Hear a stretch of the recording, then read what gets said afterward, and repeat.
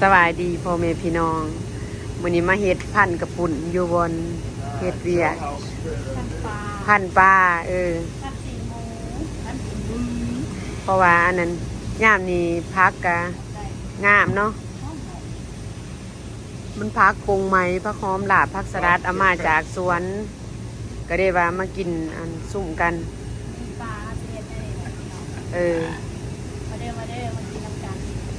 มาเด้อมากินพันปลาช่วงนี้ปลาใหญ่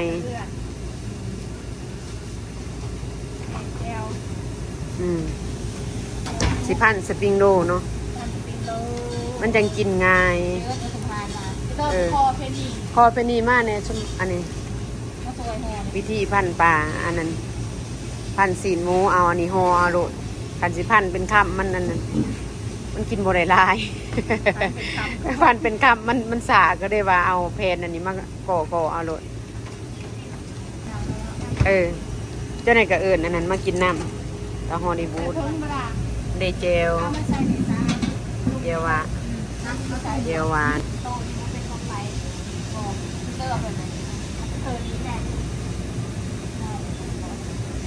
เอาพันน้องเป็นมือกอง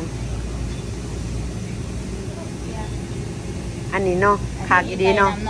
มือก็เหี่ยวเห็ดสวนพี่น้องเอ้ยบ่ได้มีแต่เช้าขุดตะกระดึงไอ้จากสวนเบิดพวกชงอกกระปูเอาเองได้สีดปลาที่ว่าวีออกมาอันทำบ่ได้อุ่นเลยเนาะอุ่นกับปุ่นบ่กระปุ้นยังงั้นน่ะ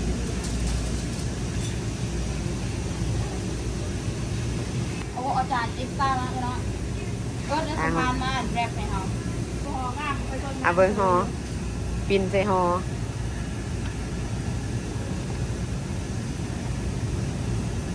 มาแม่โซนอันนี้แบบนี้อันนั้นฮอซีนปลานี่ฮอซีนหมูไอ้สิฮองามคนกันเจ้าในขอจังสิฮอยิบเข้าปากน้ำบ่ให้จิ้ม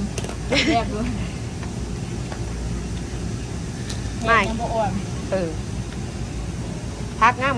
นี่พี่น้องอันนี้ก็สลัดจากสวนพี่น้องสวนแนวโจ้นี่ครับสลัด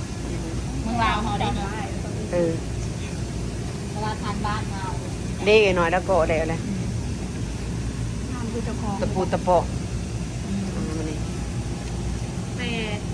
เคยบ้านกินหนูจะเจอไปหาไปหางานไอ้น้อยชวนเจ้าจีไข่โอ้คักเว้ยนางนั้นน้ำมวนปืดเนียนปัดได้ฮะนะเด้โอ้มีจังหวะหาทานอาหารได้เนาะการทดสอบงานกรุงไทยอยุธยาผ่านกรุงไทยมาเว้ยได้นี่ผู้มือกองก็คือกันไปทดสอบผ่านอาหารมาก่อนนะกรุงไทยอยู่ล็อกวอไปข้าวนึงบ่ผ่านถึกตีกราฟมันหองามหลายผู้เว้าอยู่นี่ยอมแพ้2เต่างาม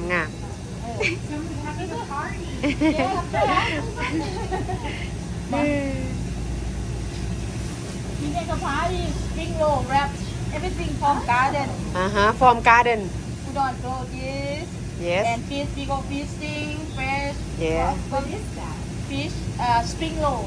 I know spring roll this one fish break fish and mix bean sprout salad you want to try you want to try yeah this one pork getter here this one pork that one scares me you can try the pork is it like hybrid bad white bed yeah white bed but we already and fiber something like that you guys go fishing yes and go the vegetable from back yes do everything and so what is all this sauce for dipping this yeah they're way too cool Ron he like and Gary he like it too they eat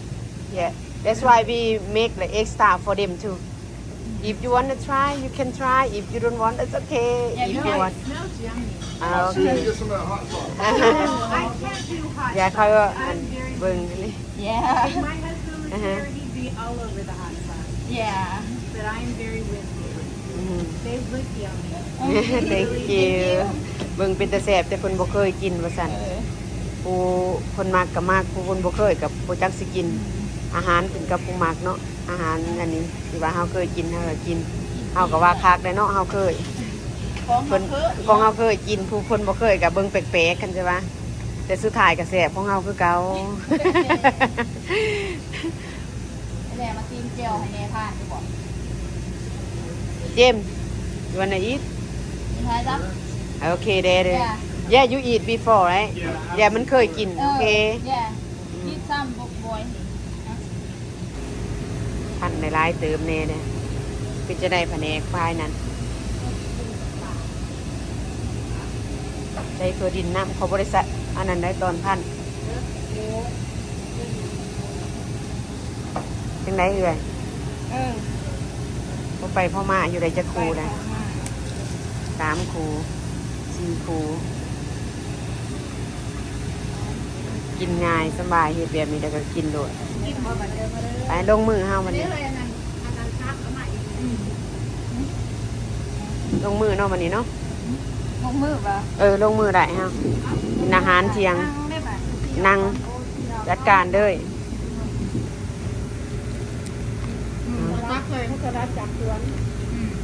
นั่งบอลแล้วเปิดสวนเรา สวนเฮานี่แหละงามหลายแต่ว่า สวนหน่อย สวนน้อย สวนเมื่อบานก็มองแล้วเนาะ แซ่บๆเนาะ ตรงมองตรงแง่ประมาณ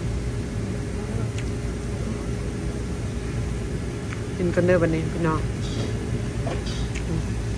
แซ่บบ่เอ่ยป้าแซ่บบ่เอ่ยมาเริ่มมาเริ่ม แอบร้าย กินข้าวกันเด้อบัดนี้พี่น้องขอบใจหลายๆของมาเบิ่งมาหาส้มมีโอกาสมากินน้ำกันเด้ออย่าไว้สแต็ก